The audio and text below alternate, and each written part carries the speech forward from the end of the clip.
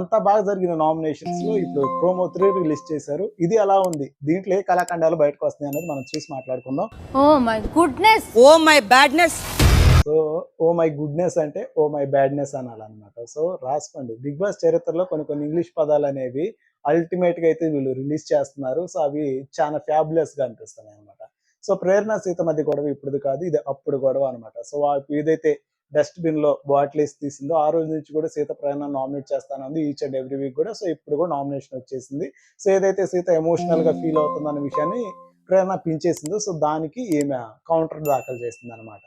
నువ్వు strong contestant కాదు, సంచలకంగా fail అయ్యావు, బయాస్గా ఉన్నావు. ఐఎమ్ నాట్ పృథ్వీ నామినేషన్ ని నేను ఇప్పుడు చూసిన తర్వాత నాకు అనిపించింది, సో ఏదైతే నబిల్ సోనియా నామినేట్ చేసి సో సోనియాని గిల్లి గిచ్చి రాచి రంపాను పెట్టాడో, సో దానికి రివెంజ్ నామినేషన్ లా అనిపించింది. సో సంచాలకులుగా నువ్వు బెస్ట్ కాదు, ఏదైతే ప్రభావతి 2.0 లో సంచాలకులుగా నబీల్ ఉన్నాడో అది కరెక్ట్ పాయింట్ కాదని చెప్పేసి పృథ్వీ నామినేట్ చేశాడు. సో ఇది ఎగ్జాక్ట్ గా నేనైతే ఈ నామినేషన్ ఒప్పుకోను అనమాట. ఎందుకనంటే ఇది కేవలం సోనియా నామినేట్ చేశాడన్న తాలూకా నుంచి వచ్చిన ఒక ఆలోచనే తప్ప ఇది జెన్యూన్ అయితే నామినేషన్ కాదు. లేకుండా నువ్వు సపరేట్ గా నించొని ఆటలాడితే బాగుంటదేమో నాకు పర్సనలీ అనిపిస్తుంది. సో చెప్పానుగా, సోనియాని గెలాలంటే సో వన్ అండ్ ఓన్లీ ఆడపులి వల్ల అవుతుంది. అది ఎవరో కదా, యష్మి అనమాట. సో నిఖిల్ పృథ్వీ వీళ్ళిద్దరు సపోర్ట్ లేకుండా నువ్వు కానీ గ్రౌండ్ లో అడుగు పెడితే దీని తల్లి నీ పని ఉంటుంది చూడన్నట్టు సో చెప్తుంది అనమాట. వీళ్ళిద్దరు సపోర్ట్ లేకుండా నువ్వు ఏ రోజైతే గేమ్ ఆడతావో నేను ఆ రోజు నేను చూడాలనుకుంటున్నాను.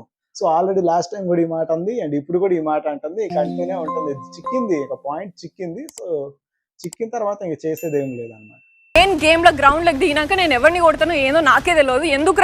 సో సోనియా పాయింట్ ఏంటంటే అది తప్పు ఒప్పు తర్వాత తీసేస్తే తనైతే మాట అనేయాలి. సో మాట్లాడుతూనే ఉండాలి. అది కరెక్టా రాంగా అన్నది తర్వాత ఇక మనం నిర్ణయించుకోవాలన్నమాట. సో తను మాత్రం అవతల వాళ్ళు చెప్పిన పాయింట్ ని ఇప్పుడు కాదు, స్టార్టింగ్ డే 1 నుంచి కూడా తను ఏ రోజు ఒబే చేసింది లేదు. సో వెపన్స్ లాగా యూస్ చేసుకుంటావు, నువ్వు మాత్రం ముందుకి రావు ఆడడానికి.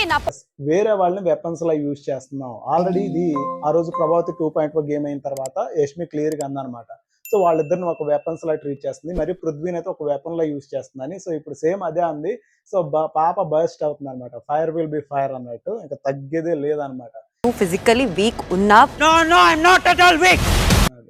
మణికంఠ గారిని ఏ పాయింట్ మీద నన్ను ఒక ఎమోషనల్ గా ఫిజికల్ గా వీక్ అంటే వాడు ఒప్పుకోడు. అయినా యష్మి క్లియర్ గా చెప్పింది, each and every my nomination నేను ఖచ్చితంగా నీ పేరు చేస్తాను, బరాబర్ నువ్వు హౌస్ నుంచి బయటకు పోయిన దాకా నేనైతే తీసుకొస్తానని ఆ రోజు చెప్పింది, ఇప్పుడు చెప్తుంది. ఈ రోజు నైట్ 9:30కి ఇక మొదలవుతుంది నామినేషన్ సంగ్రామం అనేది. సో ఈ సంగ్రామంలో Nabeel winner and Yashmi winner అనమాట. వీళ్ళ చేతిలో ఓడిపోయిన లోజర్స్ ఇద్దరుగా అనిపించారు. So Prithvi and Sonia and Manikanta గారు మధ్యలో జోకర్ అవుతున్నాడు. సో యష్మి ఖచ్చితంగా వాడిని పించేస్తుంది, వాడైతే ఒప్పుకోడు. ఇంకేం జరిగింది ఏందనేది మన వెబ్సైట్ అయిపోయిన తర్వాత మనం రివ్యూ పోస్ట్ చేస్తాం. ఆ రివ్యూలో మీరైతే పాలు పంచుకోండి చూసి. సో రివ్యూ మాత్రం ఏకదమ్ ఉంటుంది, ఖచ్చితంగా నేనైతే గ్యారంటీ ఇస్తున్నాను. అండ్ ఫస్ట్ గా మీరైతే సబ్స్క్రైబ్ చేసి అండ్ లైక్ చేయండి. Thank you.